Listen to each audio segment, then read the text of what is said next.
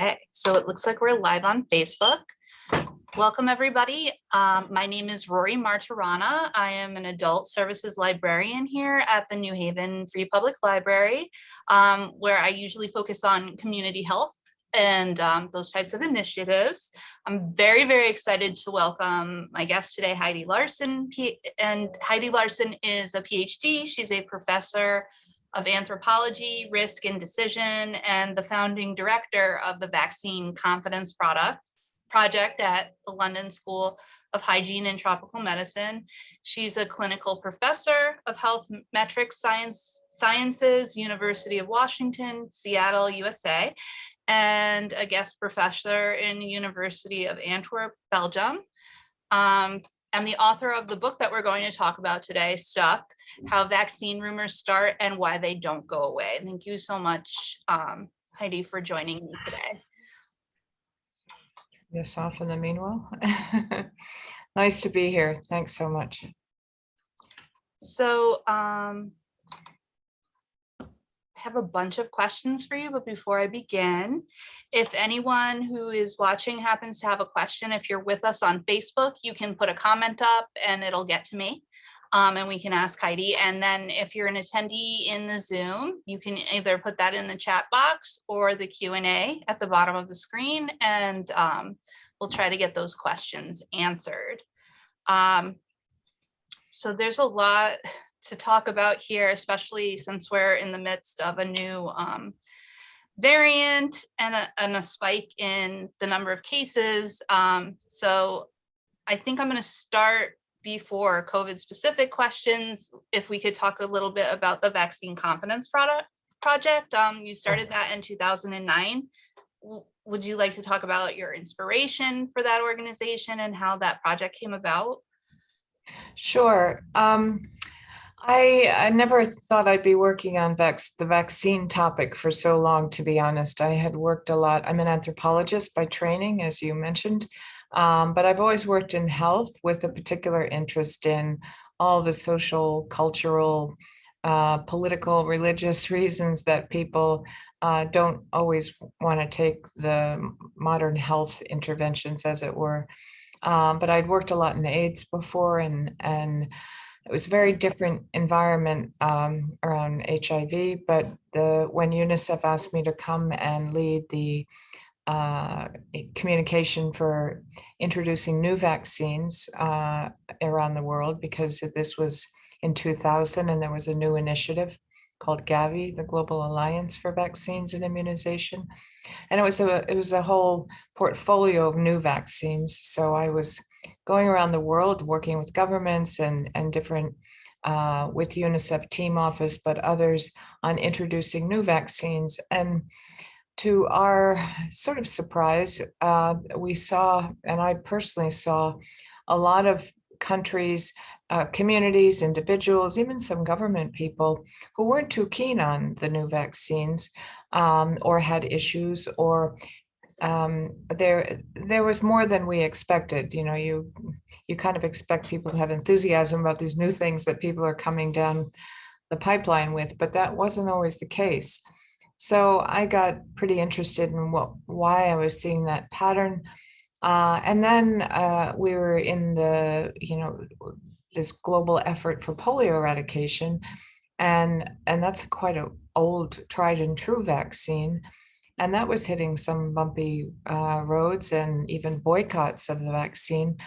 So at one point I decided to leave UNICEF and set up a research group, because this was more than an occasional episode of questioning and refusal. I really saw it in many settings. So I felt like something was going on here that needed a bit of investigation. Yeah. So how has the Vaccine Confidence Project been approaching the current pandemic? And have you noticed any patterns that are different in this specific situation than in the past, or are we sort of like repeating things? Well, it is different. We've been, I mean, I have 15 years of research on all the other vaccines with my team that's pretty multidisciplinary. We have computer scientists and political scientists and psychologists and epidemiologists. So we're really trying to understand what's going on from different angles. And the area that we've probably had the most growth in terms of the nature of our research has been social media. So we're doing a lot more in terms of analytics around social media, both in terms of content and spread.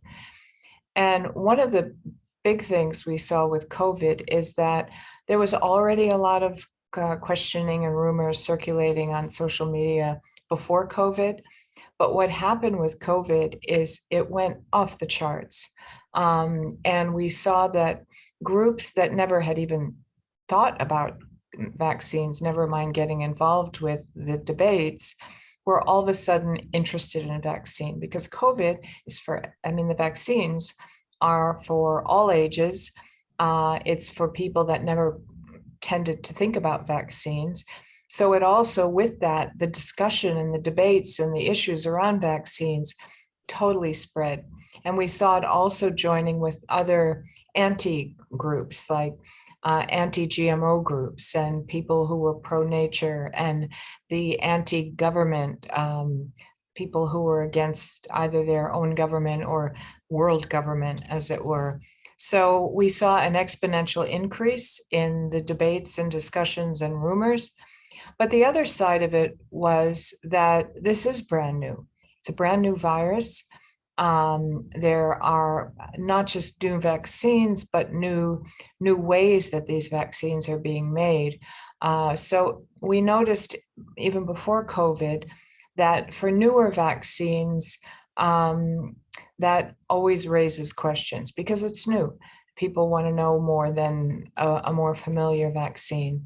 And also because the news and the information was changing all the time. So it made people a bit uncomfortable. Maybe I should wait and see.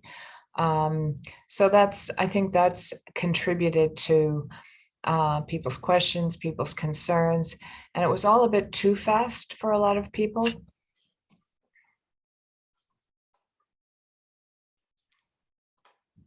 So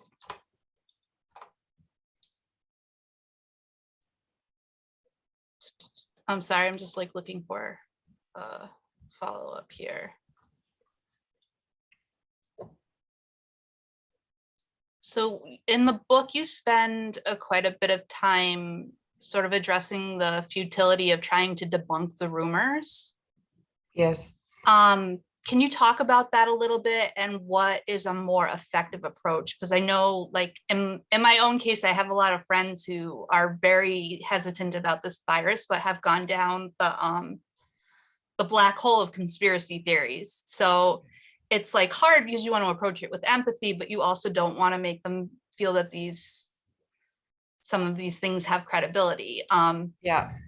And I think that that's something I probably could have done more. If I think about what I could have addressed more in the book, I was particularly writing about and concerned about the people who are hesitant and concerned, but not in the extreme anti-groups. So I felt like this group was getting increasingly by media, by even some of the medical community, anyone who started to ask questions, it would, make health professionals, freeze up a bit more, think that they're part of this anti-group. As one mother said, I'm not, a flatline earther, or I'm just a concerned mother. And we feel really judged and alienated by doctors who don't want to answer our questions. And I think I really felt like there was a group of people who we should have a bit more empathy with, that are asking questions. There are things that, a first-time mother, and I think people in the context of COVID, it's perfectly legitimate to be asking questions about a brand new vaccine in a time that, they're just getting a handle on what's going on. So I think we have to be a bit more open, but it doesn't mean that I think we should be embracing conspiracy theory. So I think that's a slightly different, more extreme. What we want to do is, the risk is if we're not listening and engaging with parents with questions, they're going to go online and move towards getting caught up in the extreme groups. And we've seen that kind of polarization because I think we're not paying enough attention to the middle. I do think sometimes that there's too much focus on debunking pieces of misinformation and not looking at what's driving behind it, and also working more on getting people more confident in the information that we do have and more critical about what they're reading and seeing. I find that a lot of people are believing stuff that if they would, it wouldn't take much to double check. One of the things that's being promoted in some places is think before you share. Pause, take a breath, wait a day, because, there's a lot of accidental misinformation spreading because people see something that's like, oh, wow, is that really true? And then send it to 10 people and it's not true at all, and then creates anxiety. So I think places like the library, I think, school programs, making kind of students more critical about what they see on social media. It's not just on social media. A lot of it is just, people sharing information in real, people actually still talk to each other. So it's not just social media. But I do think that we do have, and in my book, I talk about being a patient optimist. I think that there has been also this digital divide between particularly some of the older people in health profession and science who didn't grow up with social media. And it's, in the health community, you see some like appointment reminders with SMS, but don't really want to go into social media because it's all kind of toxic. But that's where a lot of people are living these days, and particularly in COVID. So I think, as public health and global health people need to get more engaged with social media. And I do think the current generation of kids in schools and even high school are more critical because they do see that it's not all good stuff. So I think working on getting people critical of what they're reading is as important as debunking some of these pieces of misinformation. That's a great point. And I know sometimes it's just bad actors put things out there, and then you come across something. I've seen that before with relatives and stuff, where they don't realize that it's misinformation and that it was intended for them to spread it.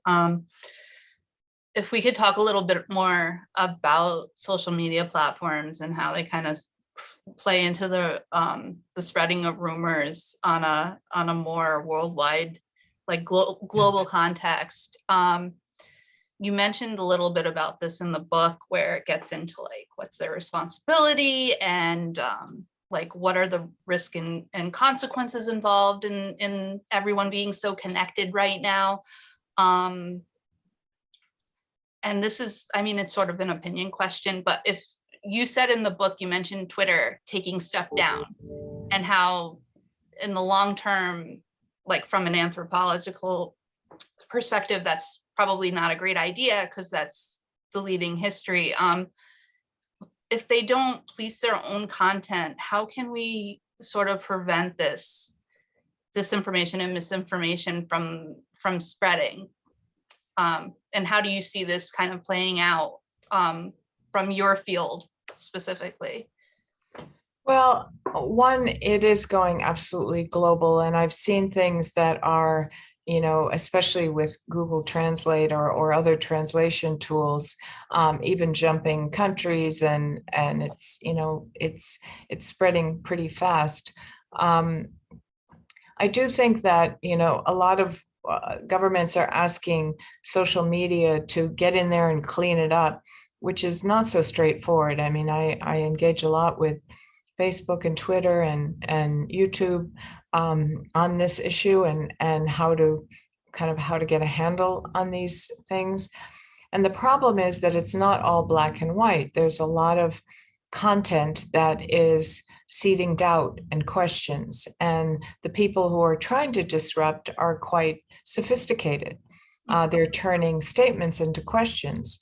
And when something's a question, it's harder to say that's, you can take that down, because they're just trying to provoke people to question more. But where I do think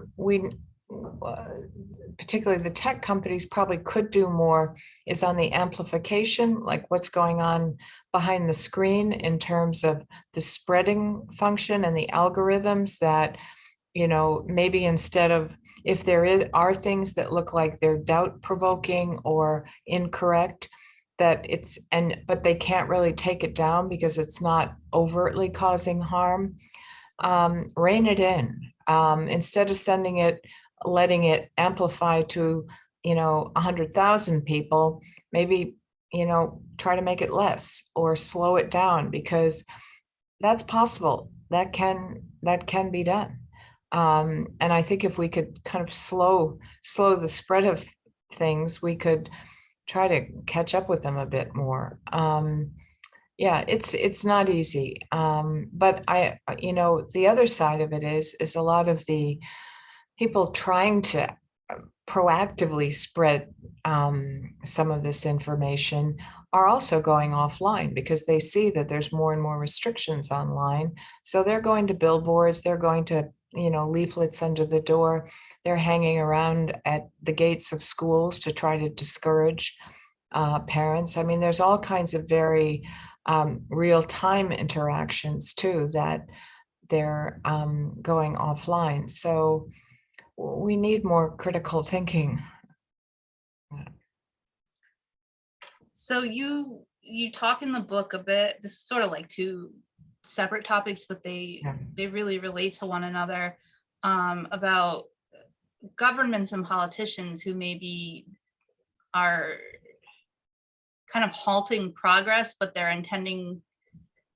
maybe they intend to promote a vaccine, but they approach it the wrong way. Like there are populations that have, the concerns about, you wrote about the concerns, I think it was in Africa, about ending up barren. And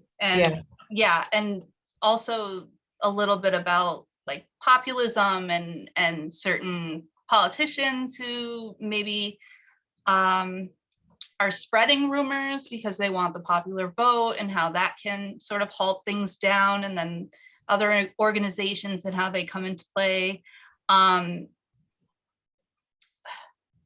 I'm sort of like, I don't know, I think I'm it's not that, but if we can talk like a little about that. I think the whole politicization of the vaccine issue has become a real issue. I mean, look at the US. It's not just the US either, it's in other countries where, because vaccines in general, but particularly in COVID, are not only provided by government, they're for everyone. They're regulated by government, sometimes required by government. And if you are not happy with the current government in power, you don't necessarily want to follow what they're telling you what to do. It's a kind of political resistance, and the populist leaders, or ones that are leaning towards a kind of populism. I'm with you, the people. If you have a question, then we shouldn't be requiring this, particularly around mandates. For instance, in Italy a few years ago, there was a very strong populist party that, when the government suggested increasing the number of childhood vaccines for school entry, there was some resistance. And so the populist party said, we're with you, we're not going to let this mandate happen. But there's also, as you see, it can be even more extreme, and promoting alternative therapies like, quinine and chloroquine, that not quinine, chloroquine, that hydrochloroquine, I mean, that's going to kill you. It's not going to help you. So I think that it's opened the door to alternative therapies too, when the populist parties are discouraging, and not just populist, but alternative, are discouraging what the mainstream scientific consensus is. We see that more and more alternative types come in to try to take that space.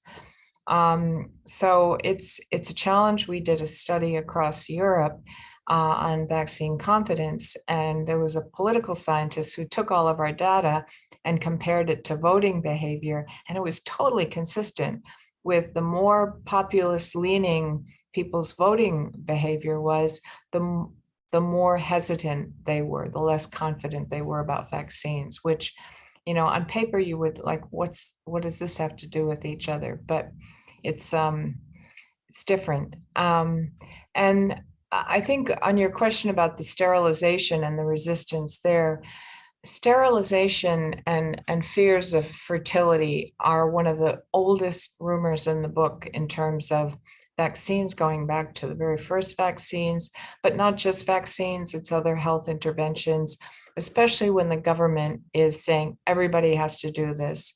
And particularly countries like in India, there was at one point forced sterilization, or minority groups who are quite feeling unsafe, or in some countries for political reasons, they're nervous. They if they think the dominant government doesn't want them there, their trust level in what's in that vaccine is quite different. So the concerns about sterilization sometimes are quite existential. And I think in the case of the COVID vaccines, because there was concerns going around about that being an issue with the COVID vaccine, I think it came up, actually, what we see in terms of our monitoring and listening, is that it started to come up when there was it was encouraged that pregnant women get the COVID vaccine. And that, of course, made people thinking, well, why pregnant women? How can this be good? But the reality is that the reason it was being recommended for pregnant women is that pregnant women are much likely to get seriously ill and die. And we saw there were quite a few deaths of pregnant women from COVID disease. And so when we started to see the significantly higher rates of death by COVID among pregnant women, it was encouraged that they get the vaccine, and that certainly reduces any serious illness and death among pregnant women. So and not even just in the US, but just worldwide, vaccines, we've seen vaccines eradicate so many diseases, right? Even in recent only history. One, actually. Only smallpox. But it certainly eliminated it. Yeah. Even like in recent history, my parents keep talking about the polio vaccine, and how that's recently, new. It's within their lifetimes. So we've seen all this stuff. We still have people who, in the US, even there's still people who were alive when certain vaccines came out, like, polio and such. With so much evidence of this, why do you think that this specific vaccine rollout has faced so much skepticism? And if government officials in the US, like if Joe Biden or someone from the CDC had called you on the phone and asked for recommendations to change the approach, what might you recommend from, the social human perspective?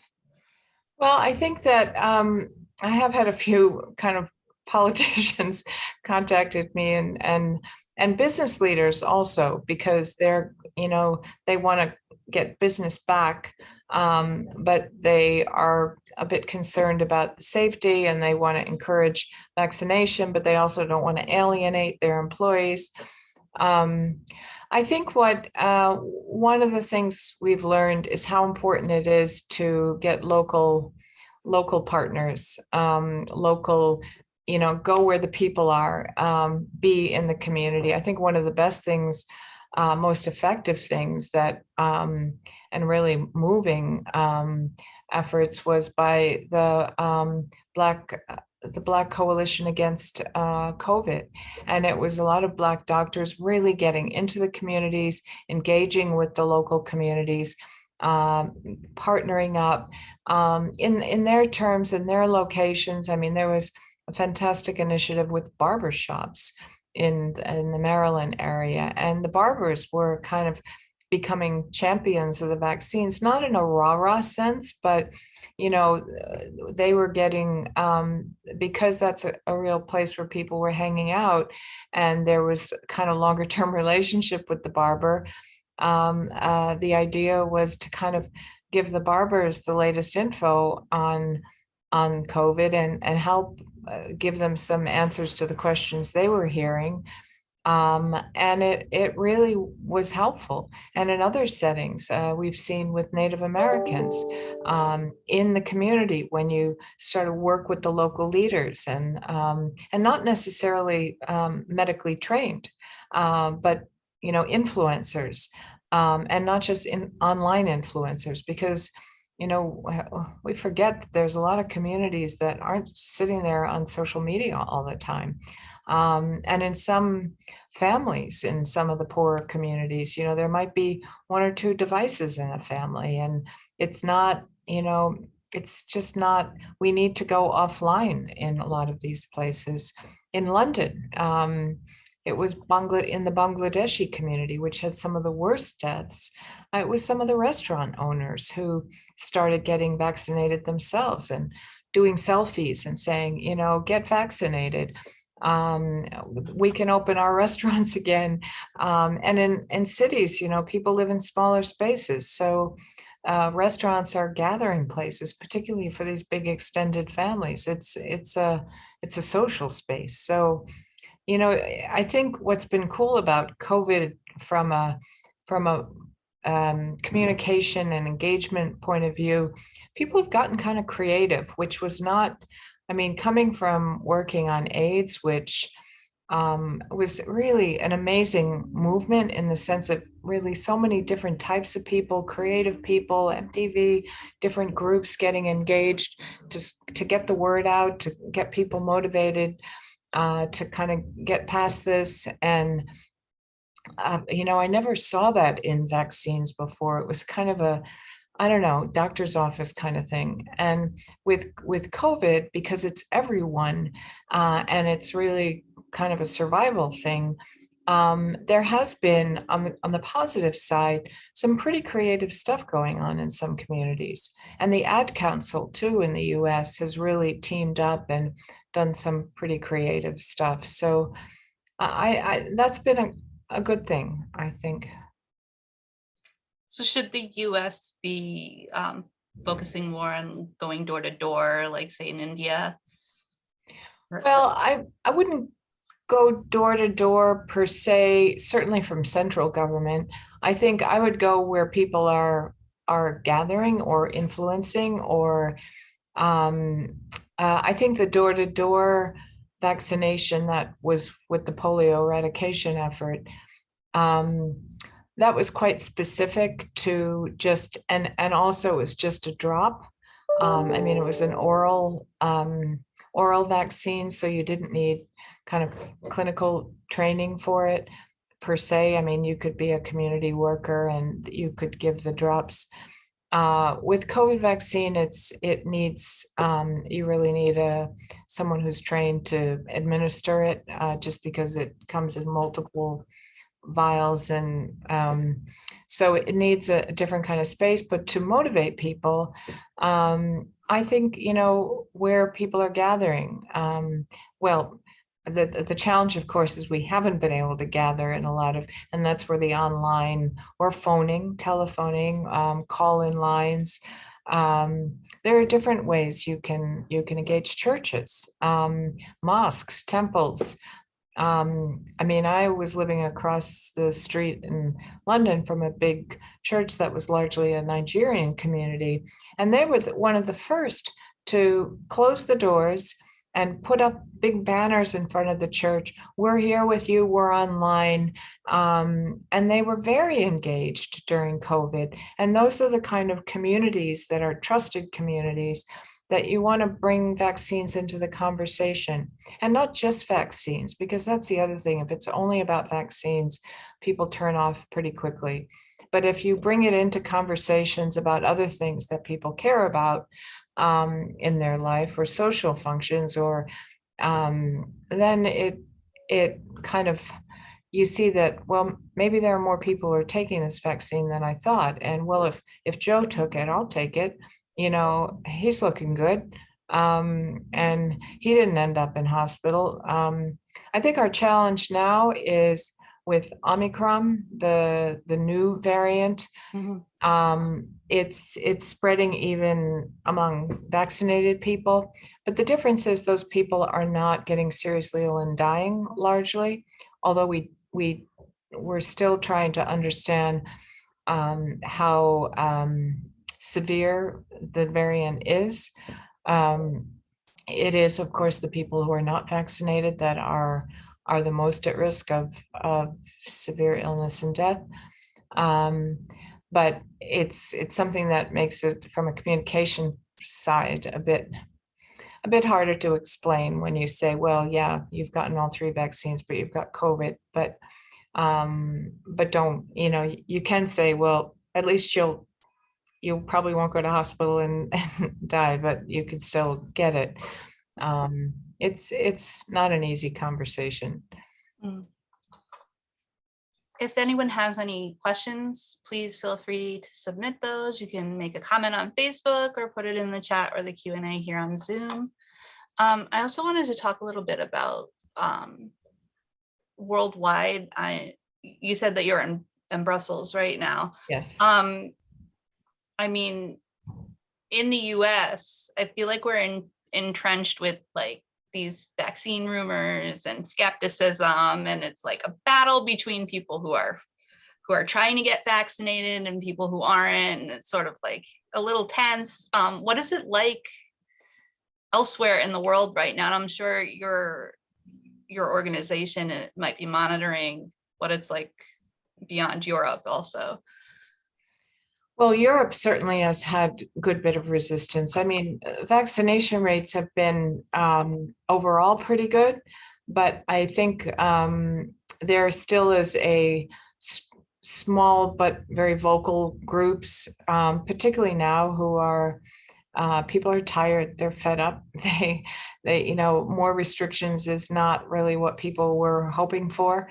And there have been some pretty big demonstrations in some settings. We also see language groups like the German-speaking part of Belgium, German-speaking part of Switzerland, and Austria, and kind of particularly in Bavaria and in a part of Germany, are all pretty strongly pro naturopathy, homeopathy, alternative, and are not keen on the vaccine. And then you see some of the French language diaspora, and even French-speaking Africa and the French side of Belgium. So you see that some of these anxieties and rumors travel through language networks online. We have a strong anti-groups in Poland that, there's quite a few Polish workers across the UK and in different parts of Europe. We see that actually there were pretty good vaccinators in like Scotland and England. And when the anti-group got going in Poland, we saw less acceptance. So around the world, the US is not alone in any sense. It's got its own kind of extreme characteristics, but look at Brazil. And where it gets problematic is when you have political leaders who are not going with the science, who are not going with the public health consensus, have their own notion, and that endorses the beliefs of people who are hesitant or refusing. So that's not helpful either. And I think if there's one thing that really has struck me, well, there's a number of things, but one thing that has really struck me in the COVID response that I think, when you go through any pandemic preparedness reports, commissions, guidance, I think a lot of their assumptions were actually not right. Because there were assumptions that, of course, if we got a threatening, life-threatening,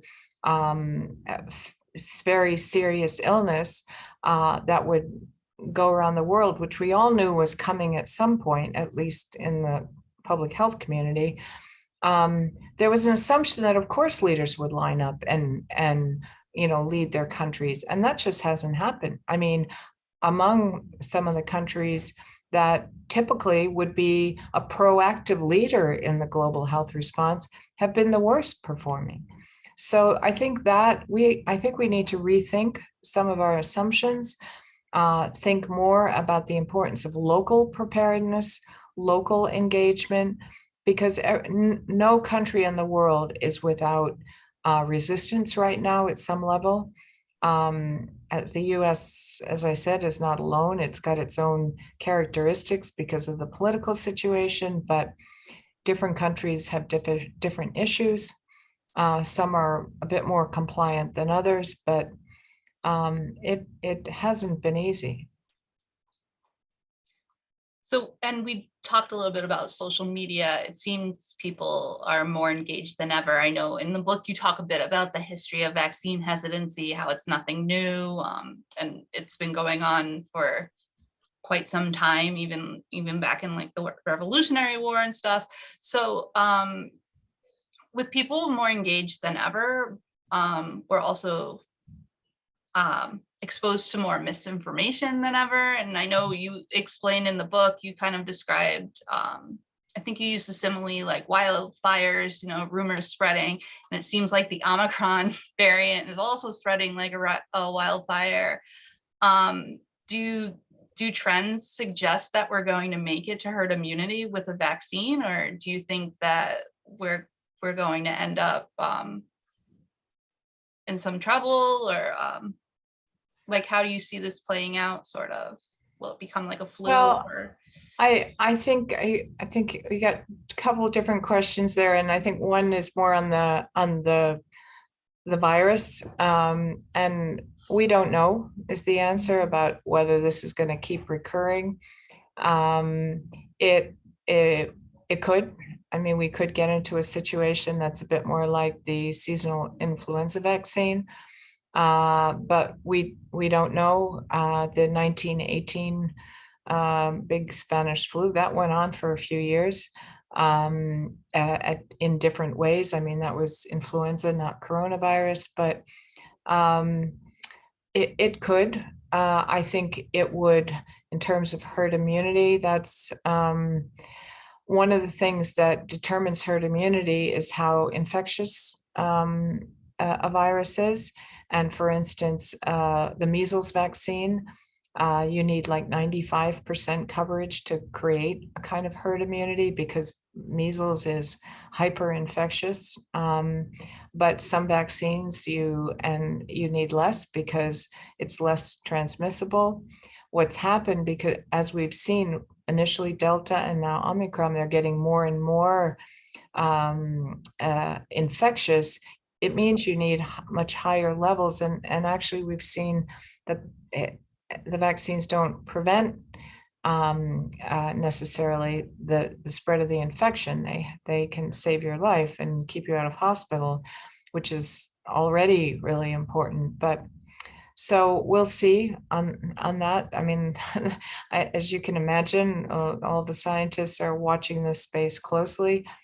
On your kind of related question on how hesitancy and resistance has been around since the beginning, it has, but it's not this. The nature of it is not the same. One, the very first anti-vaccine movement around the smallpox vaccine was actually the compulsory vaccine league.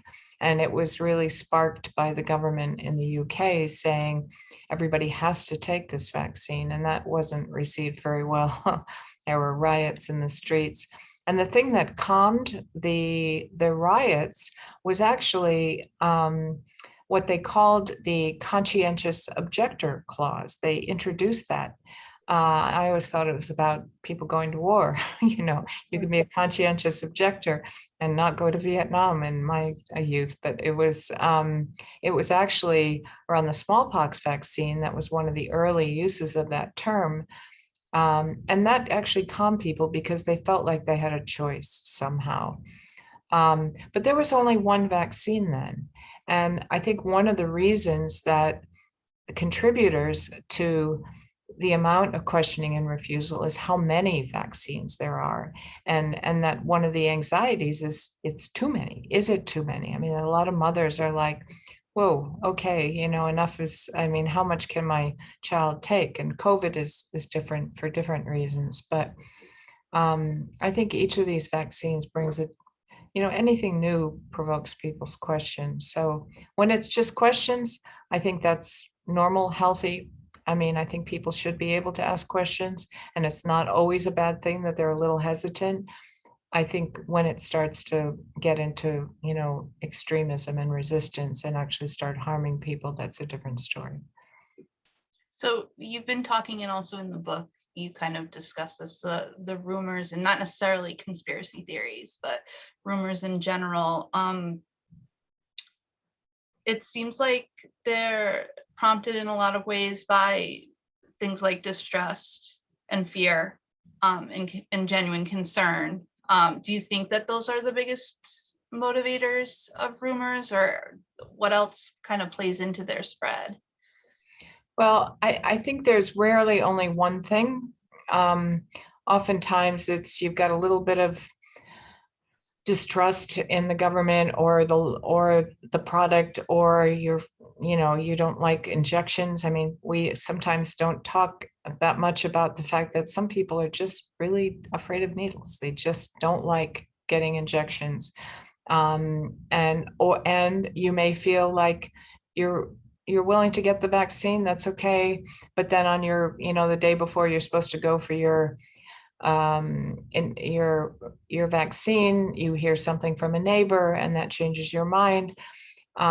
So trust is, I think, pretty fundamental, foundational. If you don't have trust in the government who's requiring the vaccine or encouraging it, or you've had a bad experience at the local healthcare clinic, or you're in a minority group and you feel like you're not treated well and you don't really want to go back there because when you had, something else and you were there, people weren't nice to you, and I don't want to go back there now. So it's different things, and I think if there's one big lesson that I certainly we've seen in our research, but I also see the importance of is making sure we hear out what are the reasons and never assume what the reasons are, because it's people have different reasons, they have different experiences, they have different histories. Sometimes it's political, sometimes it's the way they've been treated, and sometimes it's something they read.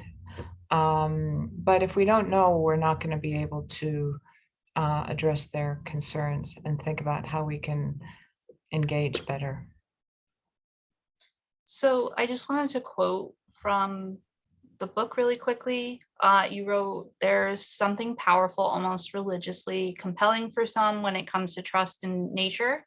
When disease happens naturally, it's somehow more acceptable and begets less guilt than would any potential side effects from a vaccine. Psychologists call it the omission bias, where choosing not to take an action, such as getting a vaccine and instead listening to nature take its course, feels like a lesser risk with less culpability, even when that action would ultimately reduce a greater risk." I was wondering if we can talk about this a little bit, because I mean, we've talked about people being distrustful of the actual vaccines. But I also hear a lot, even lately, but not just with COVID, like I'm going to have more garlic in my diet and drink some water and get enough sleep and go to the gym every day, and then I'm not going to get sick. And it's just not the case. So how do you think that, how does this come into play, and how can we help people understand that sometimes nature at least needs a little help? Yeah, nature definitely needs a little help. Well, I think that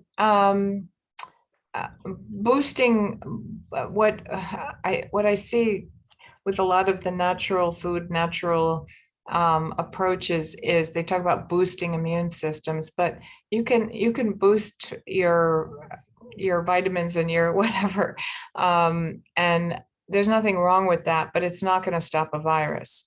And I think that, but telling someone that is not going to cut the cake, so to speak. I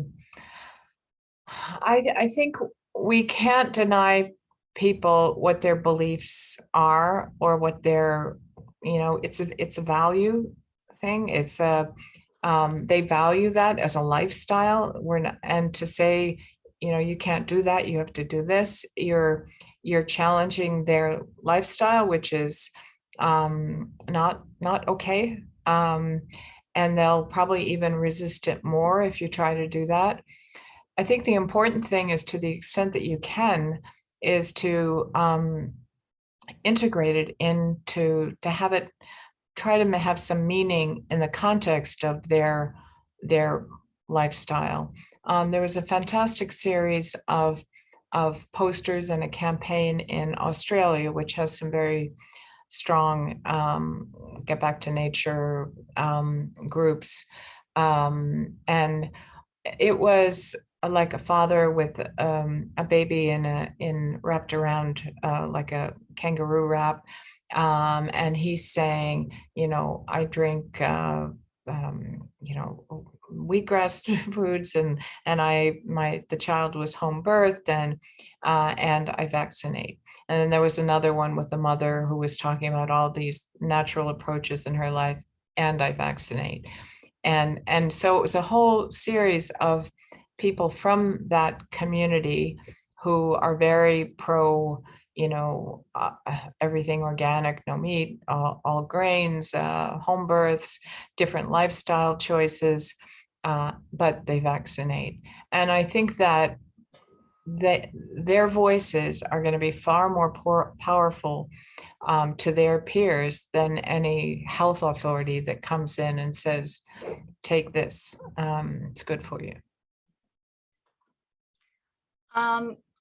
Curious what your biggest takeaway was from the experience of writing this book.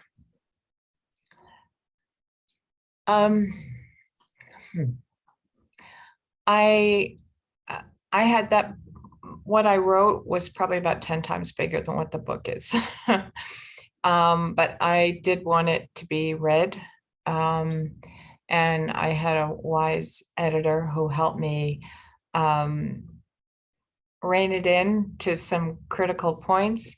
And what was interesting in the process and it was a long process of editing, of reviews, and it was actually really helpful for me.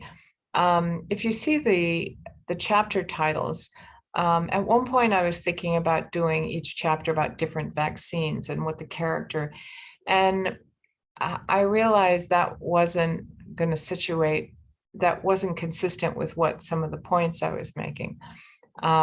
So even choosing chapter titles that framed it about like the volatility of emotions, the power of belief, the wildfires, the whole wildfire metaphor, and thinking about it in the context of, the wildfire, the literal wildfires. California was burning, the south of France was burning, these wildfires and the nature of them. And I started to get into reading some of the physics behind wildfires, and actually a little bit of wildfire is good for the environment, but when you get them out of control, it becomes something else. So I started to discover relevance in different ways. My takeaway was that the more I looked into this whole issue, the more I felt like this was something bigger. I happen to understand a lot of these domains through the lens of vaccines, but my work now moving forward is very much going to be looking at some of these issues as they relate to broader issues of public cooperation, of justice, of equity.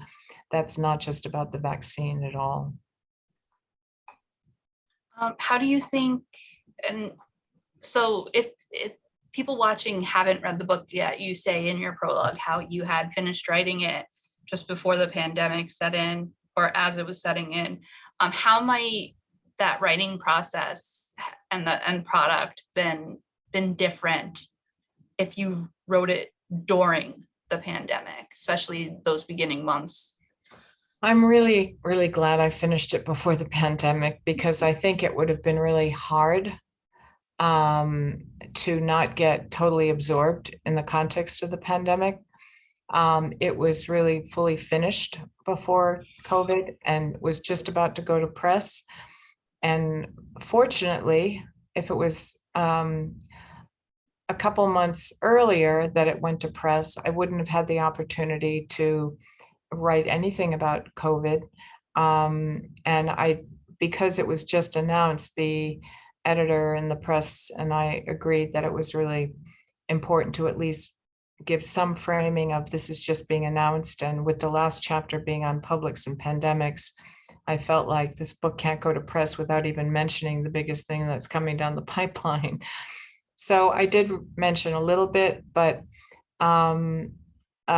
thankfully, well, one thing is, in writing that prologue, I did see that actually every chapter was going to be relevant in some way to what we were about to go into, not knowing how long this was going to go on for and the nature of and the political behavior that we've seen. But I will have an opportunity to do that, because I just got word from the press that they are keen. They want to run a paperback version as soon as possible, and they would like a new prologue that reflects on where we are now. So that'll be, I'll come back to you on that, because I have an opportunity to rethink it in the context of COVID. That'll be exciting. Yeah, it'll be a bit of a, not a totally new book, but it will be new. Yeah. So I do have a question coming in here about, and sort of to backtrack to what you're talking about in your response to that last question prior to the book. Where else do you see these manifestations of infodemic? And also, I had watched a bunch of your talks on YouTube prior to this, just to see, like, to get a feel for like kind of things that you talk about and such. And I know you've talked about infodemic before, and you've said it's sort of like a symptom, not a symptom of a problem, not the actual problem itself. So if you could talk a little bit about that as well. Sure. Well, I think there's different aspects of the spread of information in general. And I've been working actually a lot with computer scientists, physicists on big data, which I never expected to be doing when I started my Vaccine Confidence Project research group. But given the nature of social media and how the trends and the spread and the clustering, you can't really understand it all if you don't start looking at the big data as well as the local data and local insights. So one of the things we see, and when I talk about misinformation as being a symptom, not necessarily the cause, is that the spread of it depends on fertile ground. It's like a virus in a sense. You can have a virus, the agent, and it can fall in a place that there's nothing to spread it. It falls in the desert or something. And then you can have a virus fall into a crowded, like apartment building, like SARS in Hong Kong, and gets an immediate opportunity to spread. With COVID, I mean, with misinformation, it needs an appetite. It needs people who, don't trust the official sources and have an appetite for other things because they don't really trust the official data, so to speak, or information. So when people trust scientific information, official information that is more scientific consensus, then they're going to be less likely to gobble up or, share alternative ideas. So that would, by nature, I think, rein it in more. And we also see the same rumor that falls in two different settings or three, and they play out totally differently.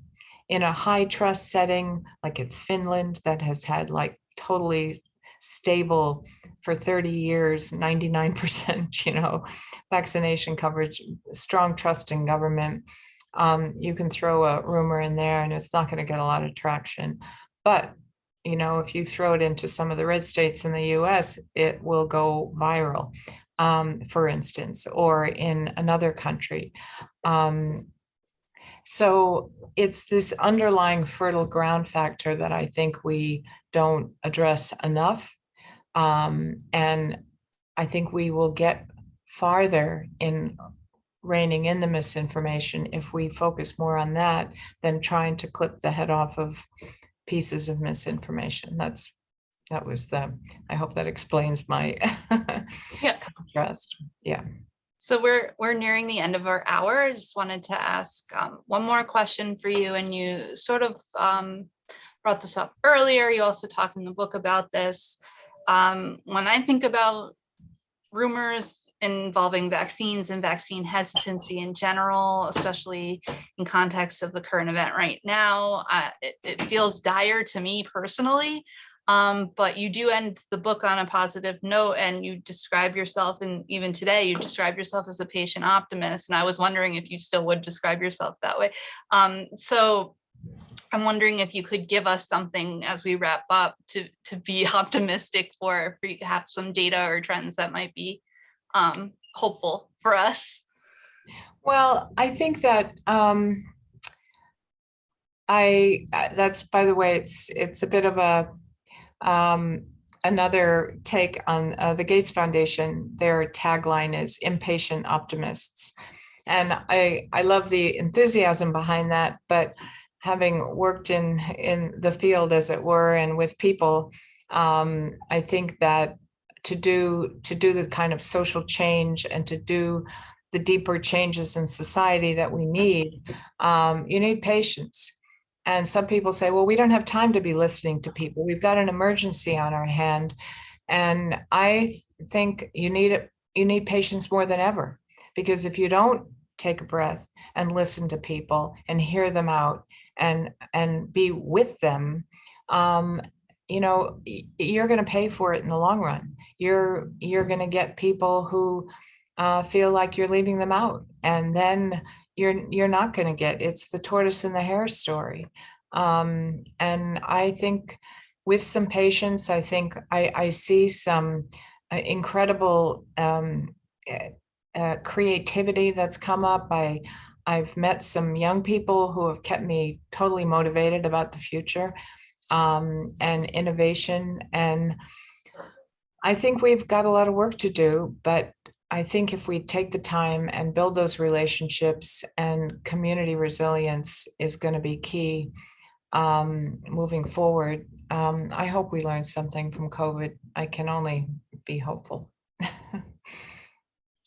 Thank you so much for coming. I just have a couple of housekeeping items. There's a survey at the end of this talk when you close out Zoom that you'll be directed to on your browser. If you would take a moment to fill that out for us, we read all the feedback. It helps inform our programs. People asked for something like this, and this is why it's here, because someone filled out a survey.